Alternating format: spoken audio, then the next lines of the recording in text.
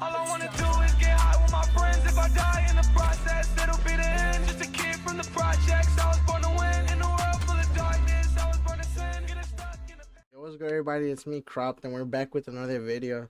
This time we're gonna be talking about Rust, and I'm gonna show the screenshot again of me being a legend.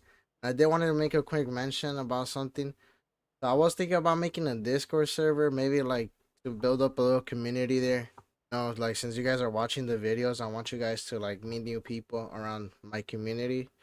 Maybe you guys can duo queue, find your duo in there, right? Doesn't matter where you're from. I mean, yeah. Alright, we'll get into the video right now. And let's just get started. So the first thing that I want to talk about with you guys on this map is I'm going to tell you guys what position you should be holding. Okay.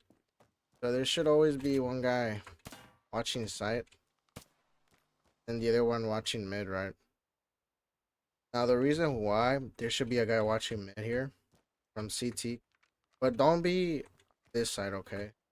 Be on the left side going towards side, because let's say the enemies actually do push you through mid and you don't want to take the gunfight anymore. You could just rotate into side, hold a different position, right? Tell your teammate, and then or just ping it so your enemy knows. Your teammate knows. But on this map, the T side could basically go through mid because it's pretty fast from their spawn. They could just go through mid. They could go through this side, just going into sight, right? So you want to have a kid in watching mid for you guys. Yeah, they want watching side. Okay. Don't forget that there are some good flashes that the T side can take advantage of. For example, like this flash right here. You could just flash into sight, right? Or you could throw it a little bit higher so it just goes off exactly in sight. See how this time it went? Because if you just throw it all the way back over there, it's actually not gonna hit the person inside of here. It's just gonna not even semi-blind them. They're just not getting blind at all. Okay. But you should be holding that.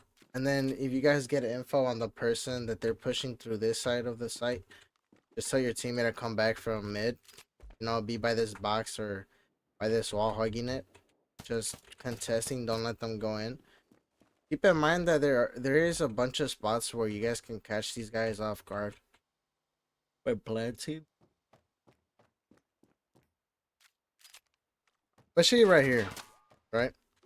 Like, if you guys, okay, right here on this spot of the site, this could be good for you guys if they're planting there, right? If they don't know where you're at. This corner, if they want to get it off, they obviously gonna smoke off those, right? And they could just plant anywhere, it doesn't matter because you guys have no eyes on them. But just be careful to not let them go into side because there is a bunch of cover here to take advantage of against you guys. All they gotta do is sound, right? So your whole point of this is to avoid them from planting and just play time. On this map specifically, the time is going to be to feel a little bit slower. And the reason why I believe this is because since you're in so much more of a, there's so much more gunfights going on, because this is such a close quarter map that it doesn't even feel like the time is going super fast. Okay, but it depends. If you feel like it is going super fast, just make sure that you guys are watching the clock.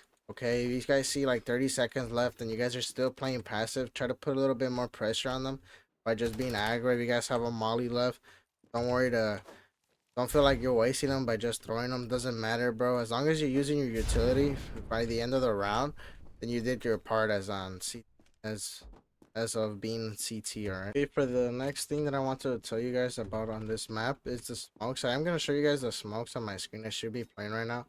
But basically, what I want to tell you guys about these smokes is that they're good, right? But also, don't just use them. Okay, you could use them whenever you guys want, right?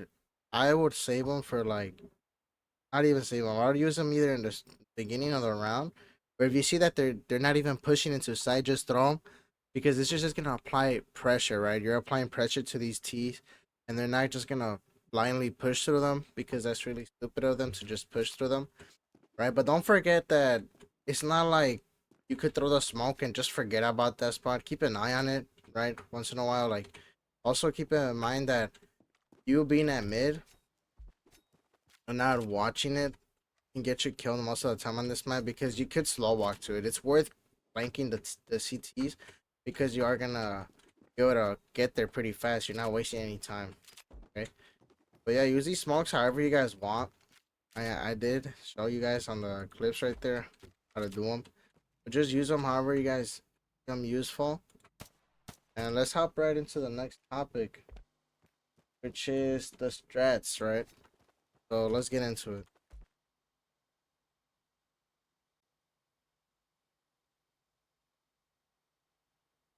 Okay, now that we're talking about strategies, right? You guys might be asking, what is this guy talking about, right? So let me answer that question for you guys. So what I mean by that is like a specific strat is something that you guys are going to be doing either every round or every once in a while, but it's something you have planned out, right? So let's say you guys already like know that these guys keep pushing mid, right? Instead of just having one single person holding mid, you guys can stay here, both of you guys, get that free kill. Now you guys peek at the same time on side because most likely the other guy is coming through side, right?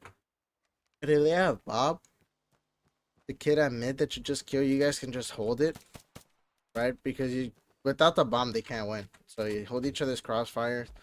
Now another strategy that you guys can do is playing time, right? Not engaging in any type of gunfight, just wasting time for them. Like you guys can just be like that. If you guys are passive players and not aggro, you could do that. Now if you're gonna be pushing, like if you want to be aggro, you could rush over here and just stay here, right? You guys have a sight. You guys have eyes on the site. You guys can really be here. Have your teammate on this other side of the site, holding your flank, right? Also keep in mind they could come from mid, so be careful with that, right? You guys can use your flashes to flash for your team, right? Like that flash, just flash mid, okay? Flash mid, right? You can have your teammate push out immediately, catches somebody off guard, right? Don't forget that they could hear you a little bit. They could hear a little audio cue if you guys are reloading. But keep that in mind. Just don't reload every time you shoot. You guys still have bullets. You guys should be using them, okay? You guys shouldn't be reloading. Use your bullets that you have until you have to reload. Like, if you guys have only like one bullet, then yes, it's self-explanatory. Use them, right? Now let's get into the next stuff. Okay, so the last thing that I want to talk to you guys about is the common entry points from where most likely the T's are gonna push through. Okay, one of the common entry points can be on mid, right? If they're just rushing through, they're obviously gonna flash over, push through mid immediately. So that's one of the common entries. Now the other one is also a full rush through this side of the map.